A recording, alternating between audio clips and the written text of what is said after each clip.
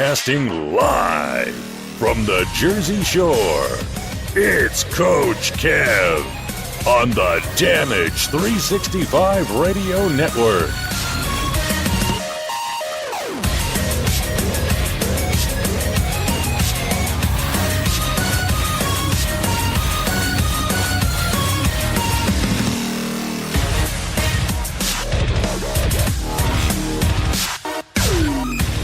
What's going on, folks? Welcome back to another episode of the Indy Super Show here on the Damage 365 Radio Network, being broadcasted as well on the Spreaker Radio Network and iHeartRadio. Welcome, everybody. We have a great show in store. I'm Coach Kev, leading you the way today. We will have on adult movie star turned professional wrestler Trina Michaels. She'll be on in a little bit, as well as professional wrestler turned Hitman, the very controversial indie star Brandon Kirk. Talk to him about some things that went on. We'll also talk to him about some upcoming things going on, especially a newer promotion based here out of New Jersey, Stand Alone Wrestling. And we're going to talk about some of the things going on with them, including their big show coming up in August, Boardwalk Beatdown. It's going to be a show with a convention and a whole bunch of other fun stuff going on. They do have another show prior to that, so we'll talk about all that fun stuff as it gets closer. And then, of course, later on after that, we're going to bring in one of our favorite promoters, Dave Mooch of MZ Promotions. He has a great announcement to make that he posted earlier today, I guess, late last night, whatever you want to call it, who he's bringing to big event number 14 on March 10th in East Elmhurst, New York, at the LaGuardia Plaza Hotel. So without further ado, let's go into our first commercial break, and when we come back, we'll be joined by Trina Michaels.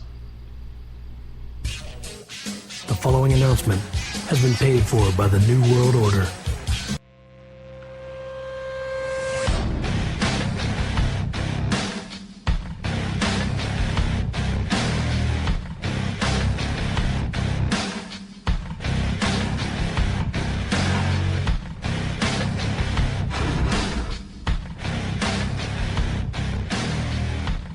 Funkenstein Wrestling Superstore in the world-famous Englishtown Flea Market. Blue Building, booths 46 through 48. Check them out for all your wrestling memorabilia needs. They have figures, lucha masks, t-shirts, retro collectibles, DVDs, cards, and so much more. You can also pick up tickets to local indie wrestling promotions. That's right, you heard it here on the Damage 365 Radio Network. The Funkenstein Wrestling Superstore in the world-famous Englishtown Flea Market, Blue Building, booths 46, 47, and 48.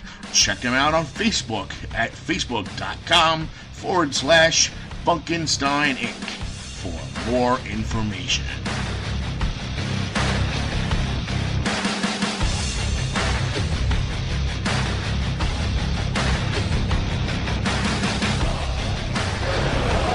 This is Eddie Edwards, one half of the Wolves, and you are listening to Damage 365 Radio, where the hunt is on.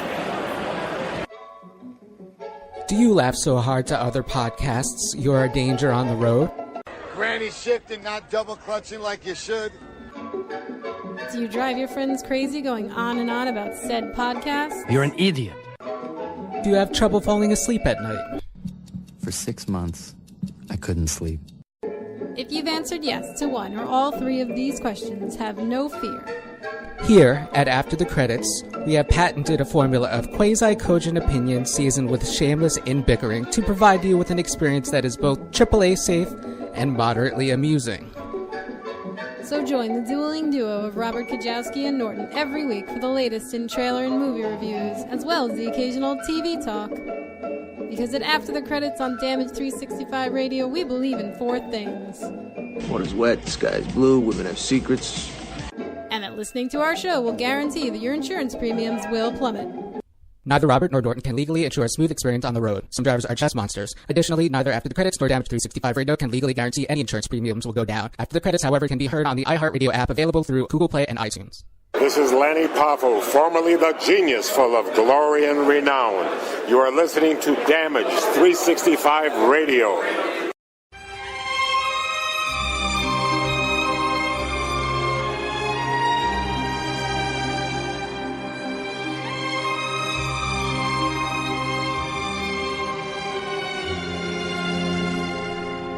Esposito's Pizza and Pasta. Check us out at one of our fine locations, 930 Route 34 in Matawan, New Jersey, or 233 East Main Street in Manasquan, New Jersey.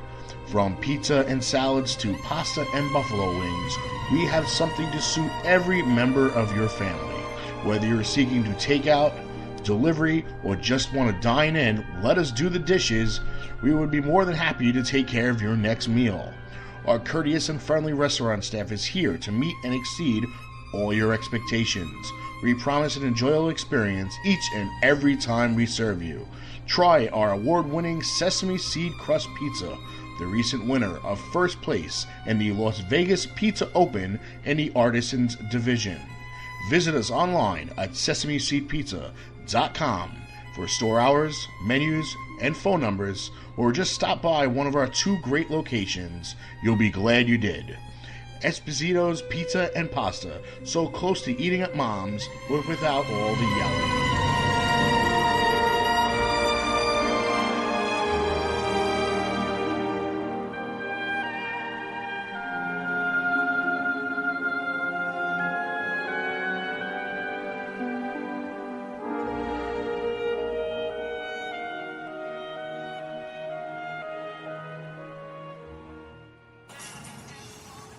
This is former WWE superstar Damian Sandow, now known as Aaron Stevens, and you're listening to Damage 365 Radio. Keep it tuned. You're welcome. The following announcement has been paid for by the New World Order.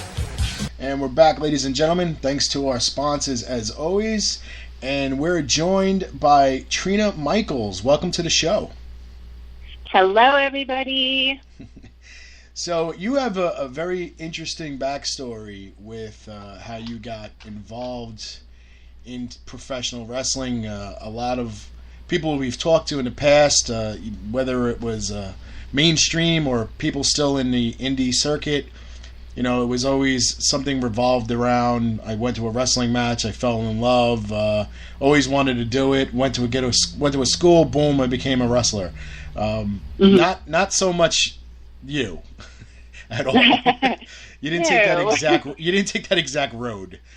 So no, my path was a little bit different.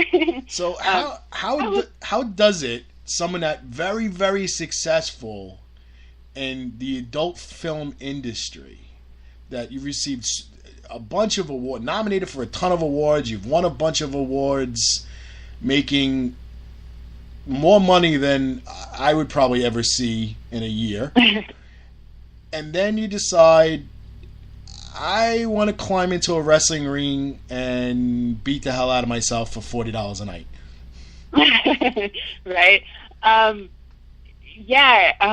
Let's see. I did get, my entertainment start in the adult business, as you say. There's a certain degree of acting that goes into those films. I guess they like to have storylines or something. I don't know. And I found my way into wrestling. I'd already been making films and stuff for maybe like 5 or 6 years, something like that. I don't know. And, I already did so much in that industry, and I had such a big name. There wasn't really anything left that challenged me. Nothing new for me to do, nothing for me to conquer. And wrestling just kind of seemed like that next progression in entertainment. I'm used to being on stage doing dance performances, and I have little routines and costumes and characters I do for my dance routines, and it just kind of seemed to fit into that next category of like live performing, you know. So, but you didn't want to get into like movies or, you know, acting on the big stage, big screen. I mean, you really wanted to climb in a ring? Into wrestling, right? You know, it's funny you say that, because when I think about it, you know, this further on down my entertainment career, I kind of see that as like a potential next step as well. You know, I started, I don't want to say at the bottom of entertainment in making adult movies. You know, carrying my name into wrestling got a little more notoriety, a little bit more mainstream. And I think if I wanted to pursue it further, I do think getting into like small acting roles or movie parts, I think would be a good next step from where I'm at now. Now, who kind of got you into the whole swing of wrestling, that maybe, you know, took you under their wing and started training you? Yeah. Well, I did my first wrestling show, you know, obviously I was out in Los Angeles. I knew people that worked, that were starting to produce and I'm totally blank on the name of my very first show all of a sudden. Wow. Kevin Kleinrock is the person that was putting it on, and it was AWS and Battleground Pro. Hell show. Okay. All I can think of is the Cold Day in Hell reunion show, and I can't think of the actual name of the promotion. Why I feel really stupid all of a sudden. You mentioned AWS. Yeah, that was the after the show that I'm blanking on. AWS was like the first independent wrestling show that I did, and in Southern California area. AWS was awesome because when I started working for them, they were still running outside in a ring outside in the back of a warehouse, you know. So to me, that was like the nitty gritty of wrestling. Like, this is where it really goes down, you know. So that was my start to my career. You said it was a reunion show that you started at? Yeah. That was XPW. Thank you. I can think of the second half of the name, the Cold Day in Hell, but I'm like, what are the initials? So, and then I also, you know, we read that in November later that year, you met former ECW WWE star Conan. Correct. Yeah. I got introduced with him. Started talking to him about, you know, what I was trying to do and get into the business and stuff, and he brought me down to AAA's Christmas show in Tijuana. So for me, I just had to cross the border. It was real easy. Getting back was the trick, but no, I went to do the AAA Christmas show, and that was crazy insane, and it was fun. And I remember getting hit in the boob with a lemon from the audience, like, what is happening? But that was a fun show with Conan, yeah.